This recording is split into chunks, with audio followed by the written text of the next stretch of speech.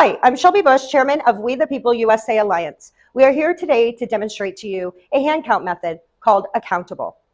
I want to start off by demonstrating to you ways that you can secure chain of custody and transport during the process. These clear totes here can be used as both ballot receptacles and transport totes. You can easily affix security tags that are individually serial numbered in 4 locations to ensure that the ballots are maintained, and the clearness of it allows you to see the ballots during transport. Once the bin is moved and received by another area to be opened, batched, and counted, chain of custody documents will indicate the serial numbers, and those will be confirmed prior to removing them and later reaffixing them.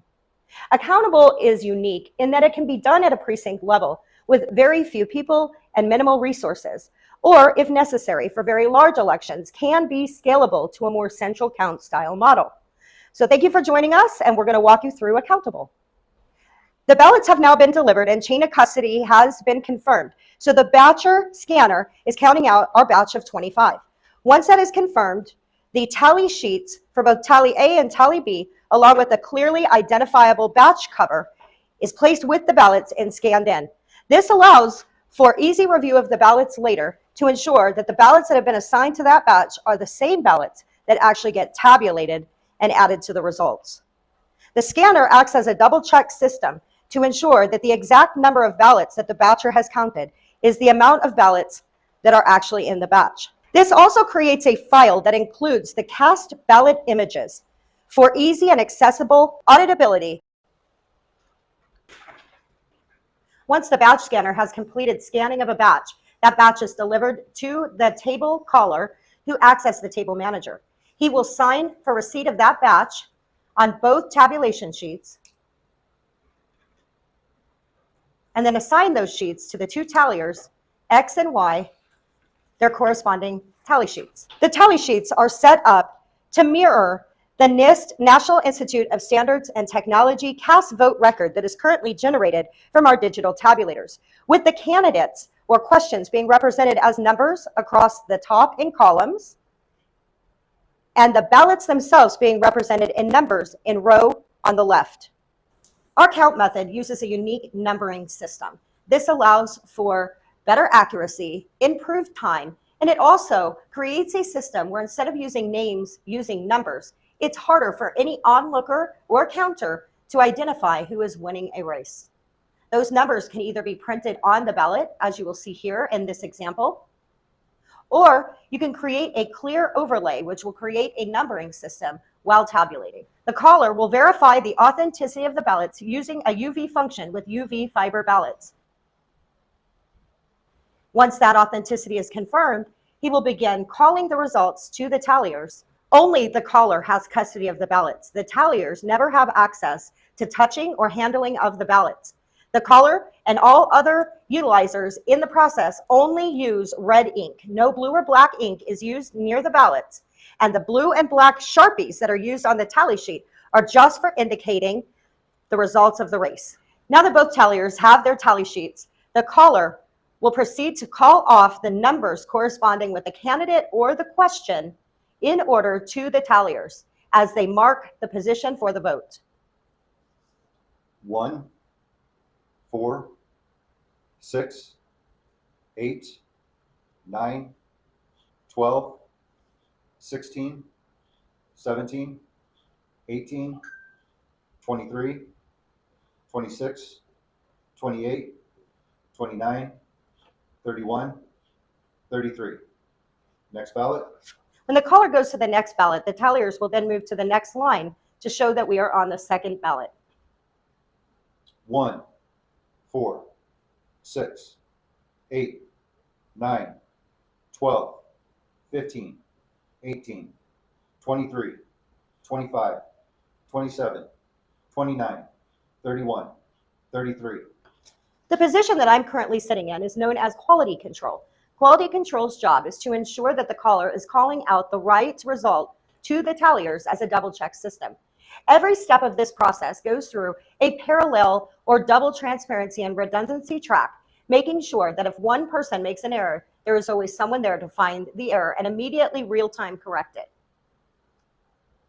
2, 4, 6, 8, 13. No, stop. It's actually 12. Okay, repeating the ballot.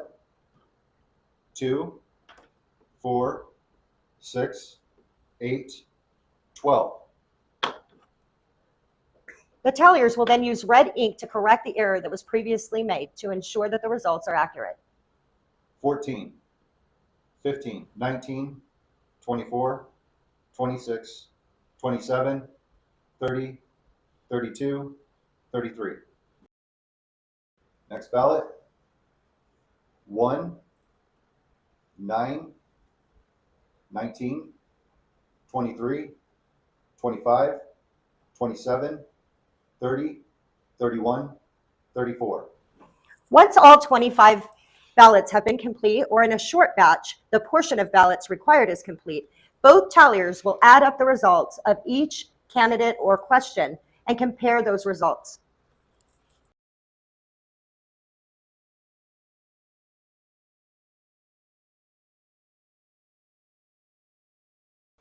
Ready? Yes. 2, 1, 3, 3, 3, 2, 3, 1, 2, 1, 1, 2, 1, 2, 1, 1, 2, 2, 1, 2, 1, 2, 1, 3. Yes, I agree. Once the results are confirmed as a match, the tally sheets are handed to quality control to sign off and confirm that accuracy was maintained and that the results matched. Once quality control signs off that the result of the batch is accurate, the batch sheets are returned to the caller, where they are placed with the ballots and then returned back to the batch scanner to rescan the batch and tally sheets post-tabulation. This allows for a triple transparency design. These images can then be uploaded onto a county or state website, allowing those at home to do their own internal audit of the election. The addition of the camera, you see, keeps an eye on the ballots and the talliers during the whole process. And the batches, the tally sheets, the results, and the camera will then allow for full and complete transparency. Once the batch has been scanned an additional time post-tabulation, the tally sheets are then aggregated for the final total results.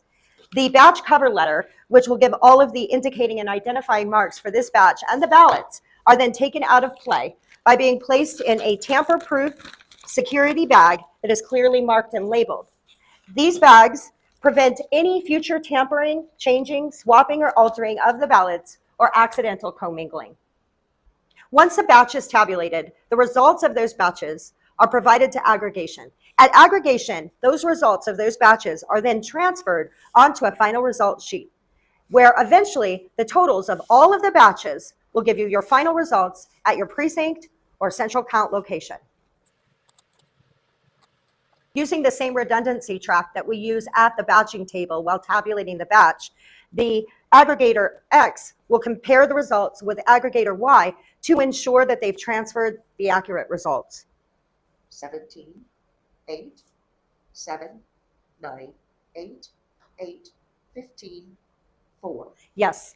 Once those results are confirmed, the batches are signed off by the aggregators.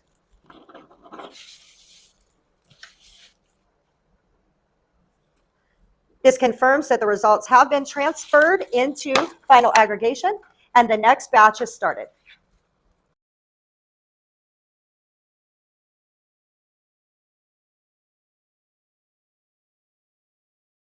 Once the results of each individual batch is transferred onto the aggregation sheets, the total of those batches are added and confirmed by both aggregators.